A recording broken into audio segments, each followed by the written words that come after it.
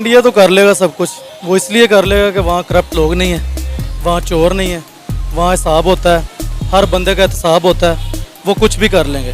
India हर काम कर सकता है, हर जगह जा सकता है, हर चीज़ वो कर सकता है। वो दूसरे मुल्क आज उनकी बातें करते हैं, अगर उनकी बातें करते हैं तो वो तारीफ़ की हद से बातें करते हैं। और हमारे मुल्क कितने में साल आगे निकल गया भारत इस टाइम?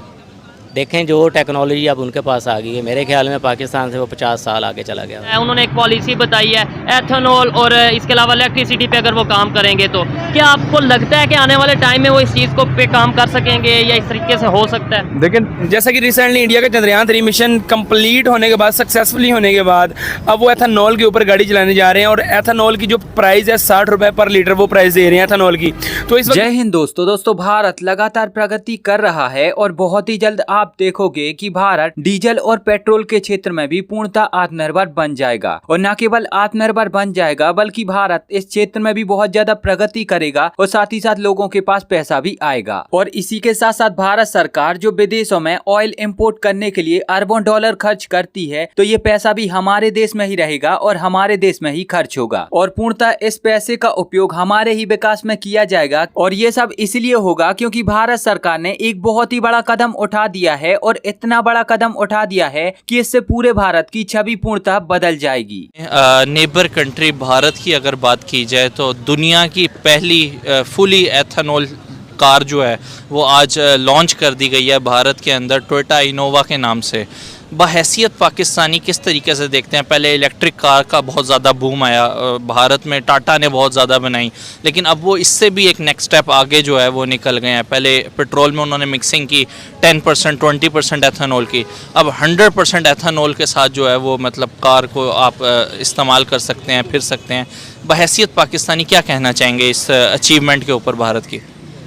देखें जी, पाकिस्तानी होने पे हमें फ़ख्र तो है, ठीक है, लेकिन पाकिस्तान में रहने की ना अब हमें कीमत अदा करनी पड़ती है। हम जो आबो हवा ले रहे हैं बाहर के मुल्कों का, तो आप छोड़ दें कि वो हम उनको कभी भी टच नहीं कर सकते। हमारी हुकूमत में या हमारी आवाम में वो शऊर ही नहीं है कि वो हमारी आवाम को फैसिलिटेट कर सकें।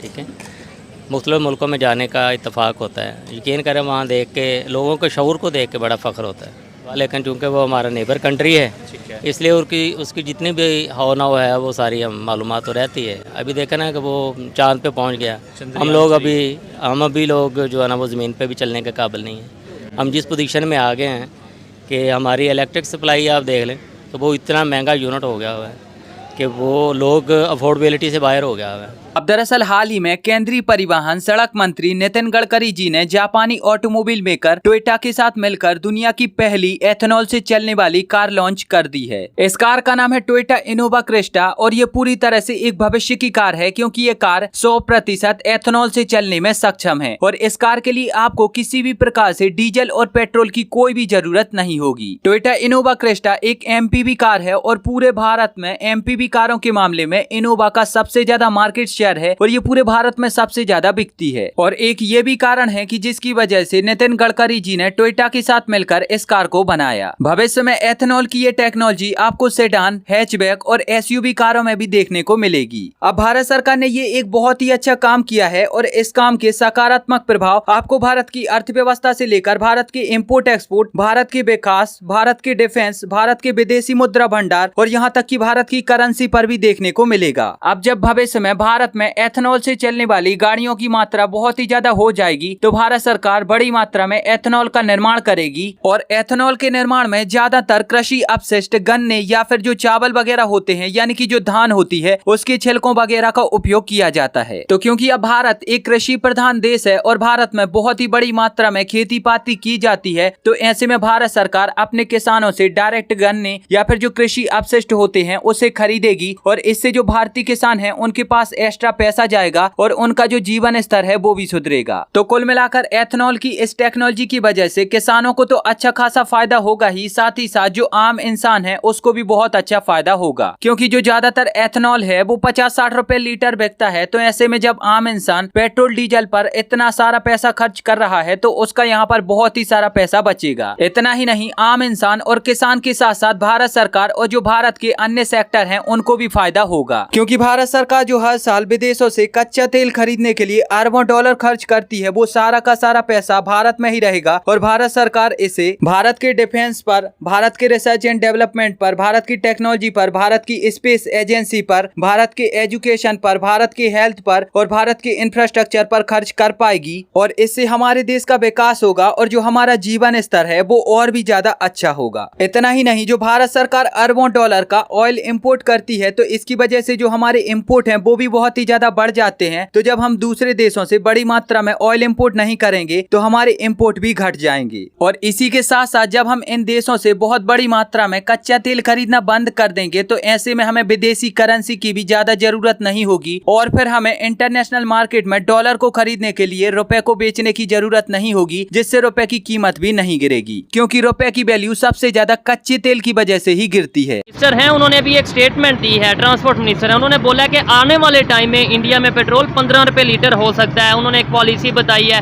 एथेनॉल और इसके अलावा इलेक्ट्रिसिटी पे अगर वो काम करेंगे तो क्या आपको लगता है कि आने वाले टाइम में वो इस चीज़ को पे काम कर सकेंगे या इस तरीके से हो सकता है? देखिए 1991 में इंडिया में जो है वो इस्तेलाहात आई थी जी, रिफॉर्म्स उसने की थी। ठीक है, उन रिफॉर्म्स की वजह से आज इंडिया बहुत आगे है। ठीक है, हम मैं ये तो नहीं कह सकता कि हम उसका मुकाबला नहीं कर सकते। ठीक है, दफाई लिहाज से तो बिल्कुल कर सकते हैं, लेकिन मुआशी लिहाज से नहीं कर सकते। ये एक एडमिटेड फैक्ट है, ये हमें ना चाहते हुए भी तस्लीम करना पड़ेगा। ठीक है। अच्छा, अब वो रिफॉर्म्स जो है वो जो इंडिया में अभी जो पाकिस्तान का करंट पॉलिटिकल सिनेरियो है, इस सिनेरियो को अगर आप देखें और 1991 का सिनेरियो आप इंडिया का देखें तो वो इससे बहुत ज़्यादा गंभीर था, बहुत ज़्यादा मुश्किल था। उन लोगों ने बड़ा सा प्रेशर उन्होंने फेस करके ये सारी चीज़ें, इन हालात को सरवाइव करके वो रिफॉर्म्स करने में कामयाब हो ऐसे ही गए। है। 1991 की अगर बात करें, आईएमएफ के साथ भी उनके डील चल रही थी। 93 में उनका वो डील खत्म हुई, जो उन्होंने आईएमएफ से अपनी जान छुड़वाई 93 में। बिल्कुल ऐसे ही है। अच्छा, वो देखें, जान आईएमएफ से छुड़वाना, हालात को काबू करना, ये सारे ना एक विजन के साथ होते हैं। अब वो एथेनॉल के ऊपर गाड़ी चलाने जा रहे हैं और एथेनॉल की जो प्राइस है 60 रुपए पर लीटर वो प्राइस दे रहे हैं एथेनॉल की। तो इस वक्त जो पाकिस्तान में पेट्रोल की प्राइस चल रही है वो 291.21 पैसे चल रही है। इसके बारे में आप क्या कहना चाहेंगे? देखें, ये उनका मुल्क है, उन्होंने सोचा हुआ है कि डेवलपमेंट के बारे में, ठीक है, वो अपनी आवाम को है फ़ायदा दे रहे हैं, उनको मोटिवेट कर रहे हैं, उनको जो है सपोर्ट कर रहे हैं। जबकि हमारे मुल्क में काफ़ी टैलेंट है लेकिन उनको सपोर्ट करने वाला कोई नहीं है। अगर हमें सपोर्ट करने वाला हो तो हम लोग भी ये कर सकते हैं। ये कोई उनके दो दिमाग तो नहीं है, हम बिल्कुल, वो भी हमारी तरह सोचते हैं। और एथेनॉल के ऊपर गाड़ी चलाने जा रहे हैं यार, वो तजर्बे पे तजर्बे किए जा रहे हैं। कभी वो चांद पे जा रहे हैं, अभी सुनने में ये आ रहा है कि वो समुद्रयान भी कर रहे हैं और सूरज पे जाने की भी सोच रहे हैं। यानी कि डेवलपमेंट में डेवलपमेंट करते जा रहे हैं, वो अपने साइंसदानों को रिस्पेक्ट कर रहे हैं। और हमारे आप पाकिस्तान की क्या सिचुएशन देख रहे हैं कि हमारे जो आगे आने वाले 4 सालों में जो पेट्रोल की प्राइस जिस तरह अभी बढ़ गई है, अभी सुनने में ये भी आ रहा है कि 300 रुपये तक पेट्रोल की प्राइस जाने वाली है। देखिए 325 तक तो जाने के बारे में अभी तक न्यूज़ आ गई है, अब ये समरी वगैरह भी बना दी है, आगे देखें क्या होता है। तो कुल मिलाकर भारत सरकार ने ये जो फैसला लिया है ये एक बहुत ही अच्छा फैसला है और भारत के एक एक विभाग पर हमें इसका सकारात्मक प्रभाव देखने को मिलेगा। इतना ही नहीं, जो भारत की आम जनता है इस फैसले की वजह से उनका पर कैपिटा इनकम भी बढ़ेगा। तो कुल मिला के भारत को इस फैसले की वजह से हर तरीके से फायदा होगा। लेकिन इस पर आपकी क्या प्रतिक्रिया है, इससे आप क्या समझते हो? अपना जवाब हमें नीचे कमेंट में जरूर बताएं और अगर आपको ये वीडियो अच्छी लगी है तो प्लीज इस चैनल को सब्सक्राइब करके बेल आइकन जरूर दबाएं। मिलेंगे एक नई वीडियो में, तब तक के लिए जय हिंद, वंदे मातरम।